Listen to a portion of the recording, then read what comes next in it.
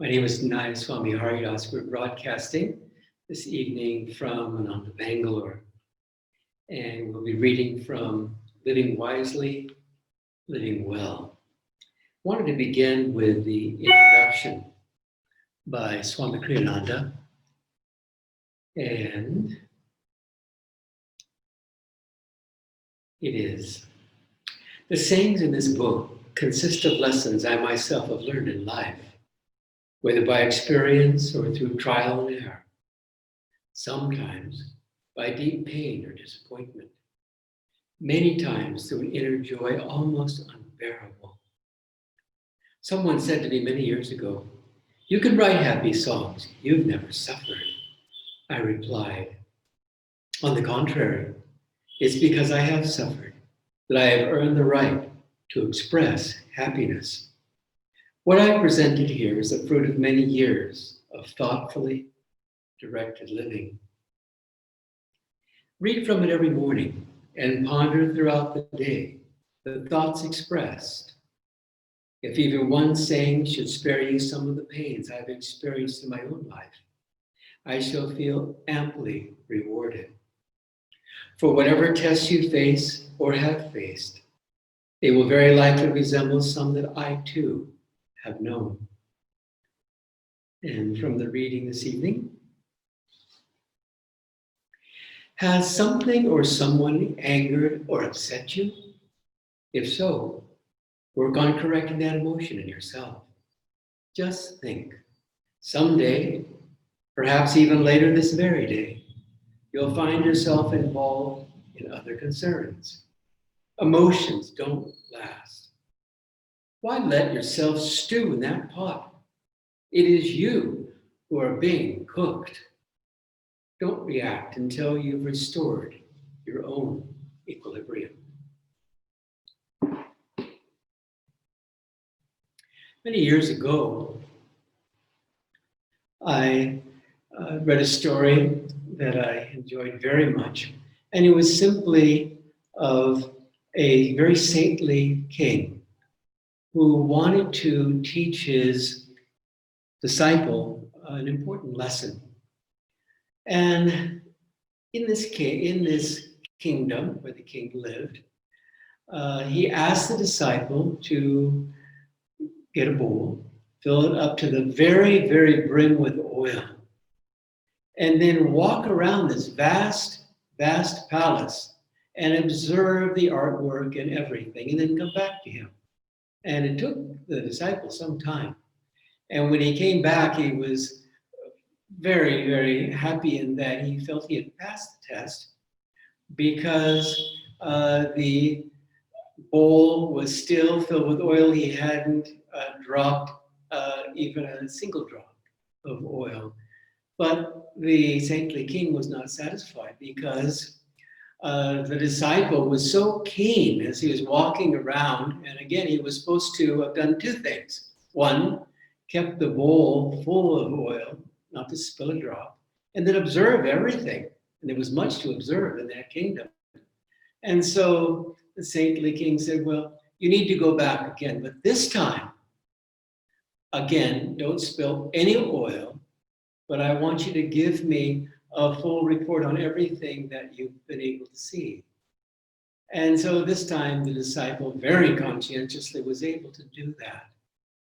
Well, this is a very important story for all of us because it requires what life requires, really, especially with an inner life and so forth, that we be observant, that we be aware. And as we're able to grow this quality within ourselves, we find, as Swami Kriyananda said, if you want to be happy, make good choices. I believe actually this was from Master. And so how can we make good choices if we are dim in our awareness? We have to continue to, again, be here as much as we can at the point between the eyebrows, keep the heart open. Now, Swami Jaya shared something that was very, very profound that I have enjoyed again and again bringing to mind. And it was simply that he was asked by someone, uh, because he's been on the path, for many, many years. What was one thing, and this was not an easy question to answer by anyone, especially someone like himself that's been on the path again a long time. Tell me, this student said, what is the one thing that you have found very, very helpful for you on the spiritual path?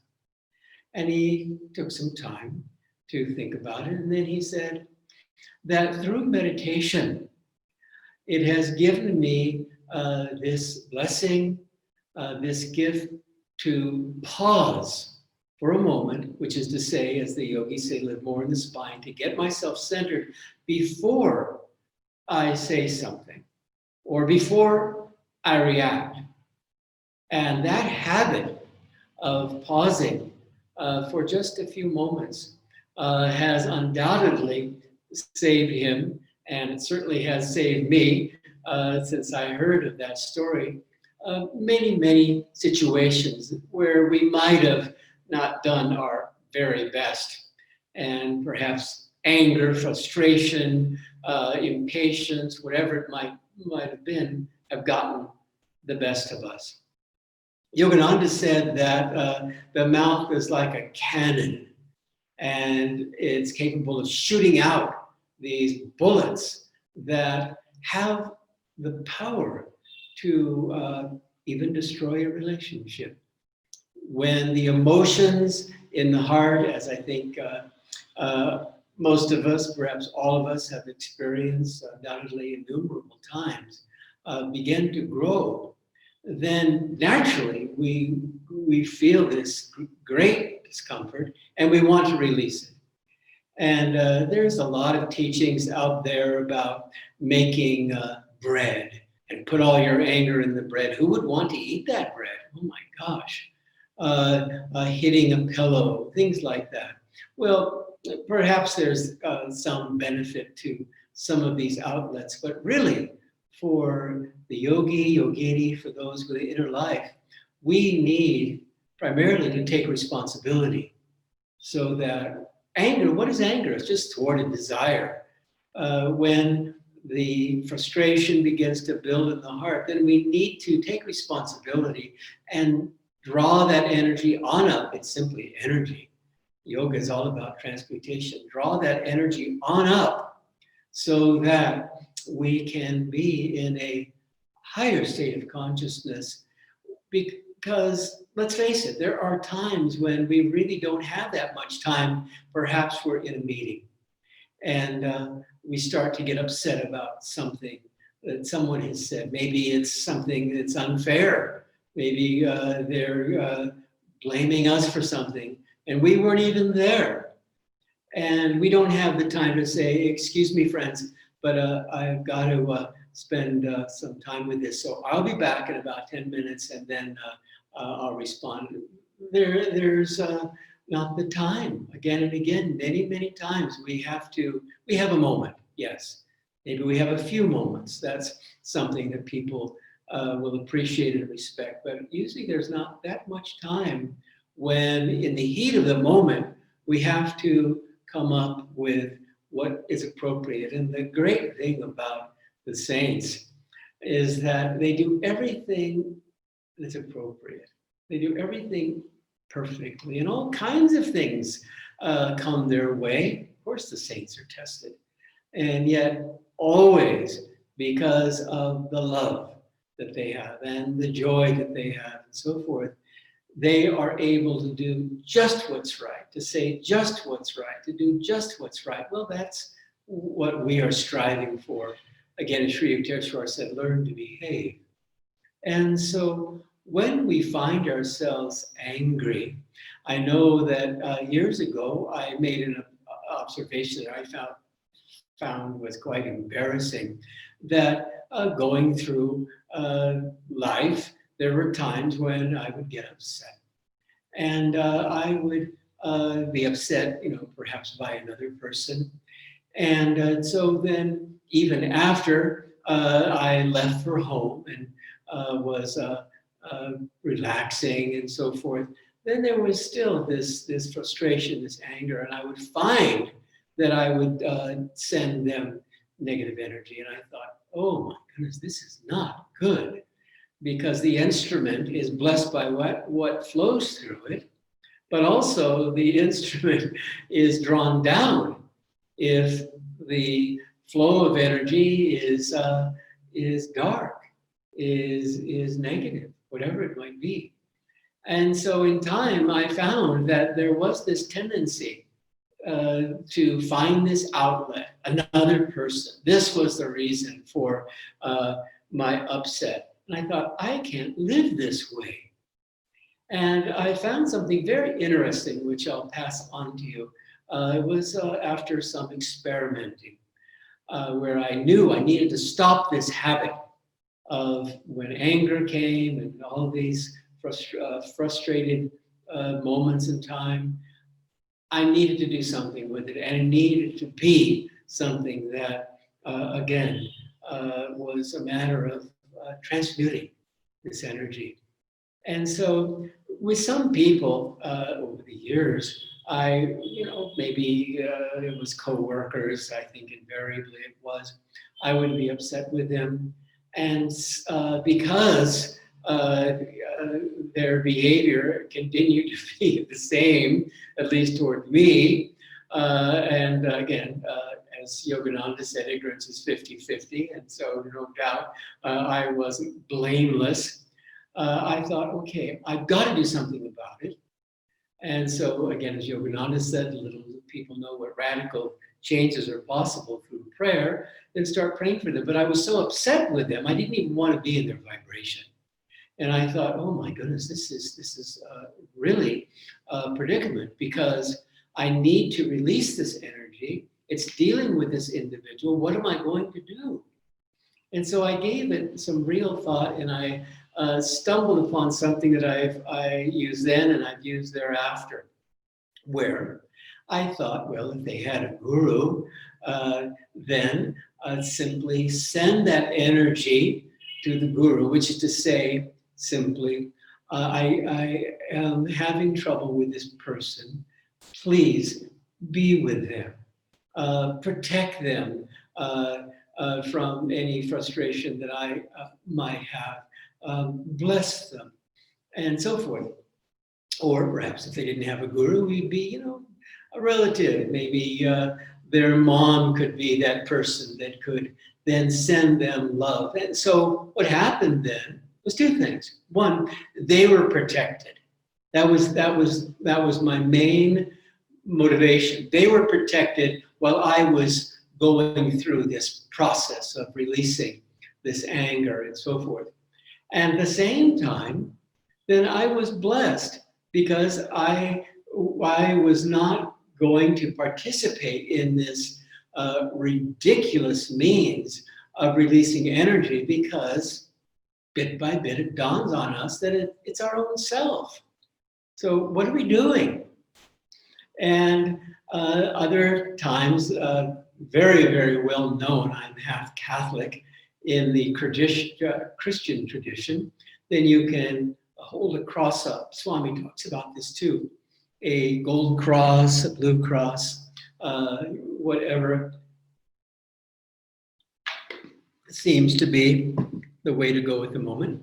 And then simply with this person that I'm having trouble with, I just put that cross there. And that cross is there in order, again, to protect them, and also to protect me, because maybe they're sending me some of their angry thoughts.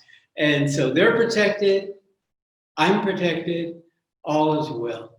And we can bit by bit begin to get to a place of harmony and of peace. Other times, very, very effective, is just saying to Master, saying to the saints, I'm not doing very well in this situation. And so please just be there with them. That's all. Just be there with them and give them, the blessing of your presence. And so it's not that I look forward to conflict. Who does? We have enough on our plate in dealing with our karma and so on. We don't want to go around looking for trouble. But if there are issues with individuals, then we think, oh my goodness, this is perfect. What I'll do is I'll spend more time with my guru, and I'll visualize Yogananda with them. And by doing so, then I'll be also blessed. It's satsang. We are enjoying the grace of the guru, even though it looked like it was going to be a sad moment in time. Instead, it's turned out to be a satsang of blessing and of purification. And so, bit by bit, and of course, yoga is all about experimenting, we begin to find ways in order to draw that energy up and release it at the point between the eyebrows. And to keep in mind that when we get upset, it's toward a desire. Whereas really what it's all about is accepting things as they are. It doesn't mean being passive. It doesn't mean being a doormat. Master used to share this fun story of this cobra who was going around creating mayhem in the village. And so at one point a saint came by and converted him to ahimsa. And after a while, the saint came back to see how his snake disciple was doing, and he was horrified when he found that the snake was nearly half dead. Because when the villagers found out that he was no longer biting them with his venom and so forth, then they began, hitting him with sticks and throwing stones, and so he was almost at his last breath. And the saint said, "What is this? I've come back to see how you're doing, and look at your condition." And the saint said, the snake said to the saint, "Well, sir, your teaching really didn't work for me." And so the saint said, "Well, what are you doing?" And the snake explained that he was practicing ahimsa. And so the saint said, "Listen, all I told you is not to bite. I didn't tell you not to hiss." And so there are times when we have to express ourselves strongly. There's no way around it. Sometimes you have to meet head-on situations that really demand a strong will, so that people are given the message, because they've crossed the line once too many times, and they need to know, stop it. You can't do this to me. This is not something I appreciate. So come on, we've got to talk about it or whatever. There needs to be a change. And so we begin, and this is really the blessing of growing awareness. This is the blessing of being patient. This is the blessing of being perseverant, and so forth. We begin not necessarily to look forward to the next test. That may not be where we're at this point in our consciousness. Perhaps we are wonderful. But we begin to think more in terms of, when these things come, I need to be prepared. Hence, the need to have a strong reserve. As I like to say, on a scale of 1 to 10, keep your bliss level at an 8, so that we're able to draw upon our reserves and react in the way that is appropriate. Because it's so sad when our energy is off, and maybe we haven't slept for a couple of nights, the barking dogs, God knows what. And so we're not at an 8 by any means. Maybe we're lucky if we're at a 3, again on a scale of 1 to 10, and so we're vulnerable. Well, when those times come, and they do come to all of us, then we have to be especially careful during those times to avoid controversy. And it can be just as simple as this. You're not feeling, up to the day, so to speak, but the day has arrived. We have to go to work, whatever it might be. And so we are careful then with answering the phone if we think that it might be that person that we've been talking to and things aren't resolved yet. Maybe call them in an hour. We don't look at our email or just scan our email, so that if there's certain emails that are creating tension, then we avoid that and so forth. And so we make as the priority this precious, precious gift of our own center. And again, it's just taking the blessings from the Bible. Seek ye first the kingdom of God, and all these things shall be added unto you. And so, of course, we've come down on this plane to work out our karma and hopefully to help others work out their karma too. Okay, fine. That's a fact. We need to again, deal with that. As Master said, meet each test pleasantly. So meet this incarnation pleasantly. Be happy, do what we can, even in these crazy, crazy times. But at the same time, just as the Olympian knows that they can't just step into the Olympics and not be prepared. You can't scale a mountain peak without being prepared. It's going to be a failure. And so really it's an incentive for us, especially during these times, to keep our minds bright, our hearts open, so that when we find ourselves getting upset, then rather than getting into that old habit, if we have it, where we strike out and we either are sending out negative energy, or we're making that phone call, or we know that we should probably sleep on it. As Swami was sharing regards a small little talk he gave on overcoming anger, he said, what's better? You're, probably all taught this around the world. Count to 10. In other words, take a breath. Take a little bit of time before we get into this tendency to shoot at the hip, an eye for an eye, that kind of thing. And we find that, remarkable things happen. Many years ago, I had this experience, which I've shared with some of you, which I found quite remarkable. For some odd reason, we were at the seclusion retreat where Rome and I were serving for many years. And this guest came, and somehow, maybe it was the look on his face, maybe it was his abrupt speech, I don't know. But I was finding that I was having trouble with him, and I wanted to avoid him. The guest is God, but I wasn't quite up to it with this guest. And so I thought, well, this is not right. He's a guest, I'm on staff, I can't be behaving like this. Well, as it worked out, that particular day or weekend, as I recall, was in silence. And so that helped a bit, because I maybe would have stumbled if we had had a conversation or something. And so I spent that time, and I spent a lot of time, hours and hours praying for him.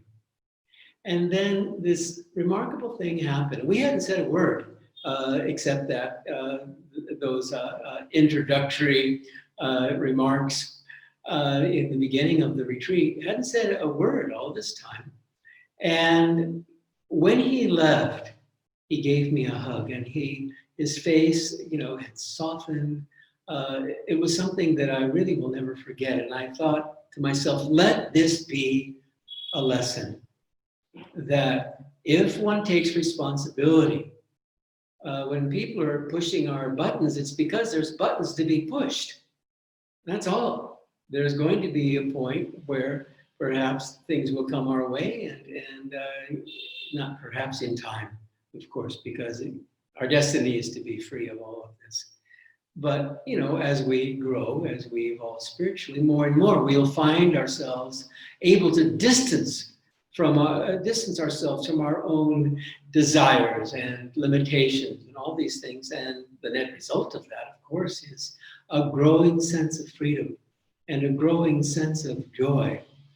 And so we all come in with things. Some people come in and they battle alcoholism, and other, people, they're dealing with anger. They have a short fuse, as the saying goes, and one little word or one, little look, and they, explode. We all have come in with things, and so rather than being upset, then much better to take Swami's approach. It became very clear to Swami early on that Master was able to read his thoughts. And rather than being, although it was embarrassing at times, as he said, rather than cowering, thinking, oh my gosh, here's the Master and he's going to be, feeling my mood and this and that, and feeling bad about ourselves. Swami rather said, I'm happy to have him work on my thoughts. I'm happy to help to help me in any way that he can, because this is why I've come. I've come to learn. I've come to be a good disciple. I've come to find God.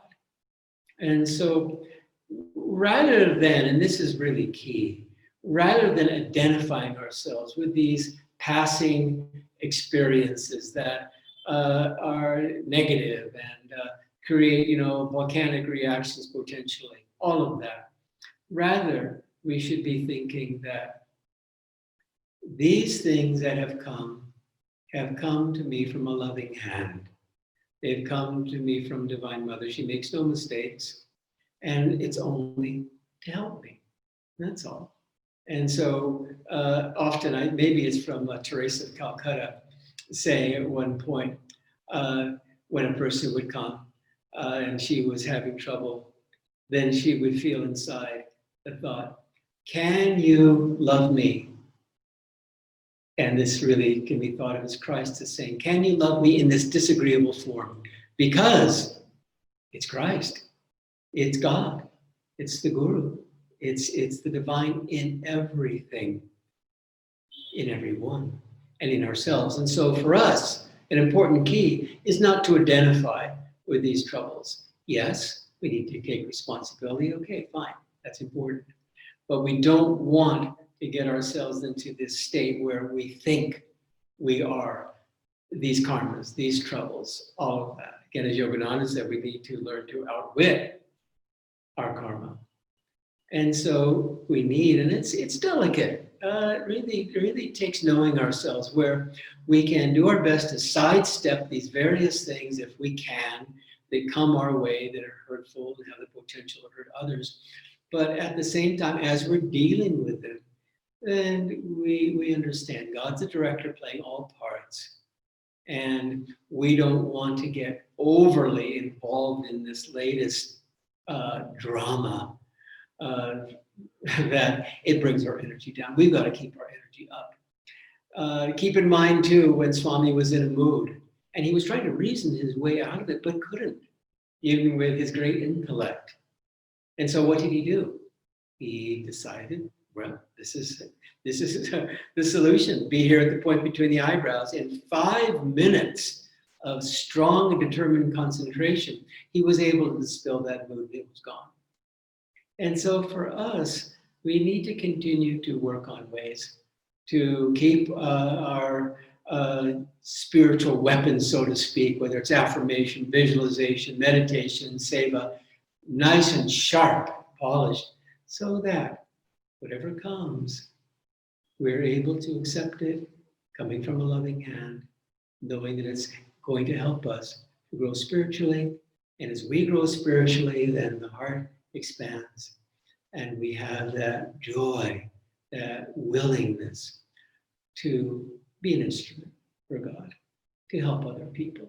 We're here to grow spiritually and to help people along the way, our own brothers and sisters, and really our own self. Well, God bless you. Thank you again for spending the time with us this evening. And thank you, Harish, for being our tech person. Appreciate that very much. And let's continue during these trying times to keep one another in our prayers. Have a good evening.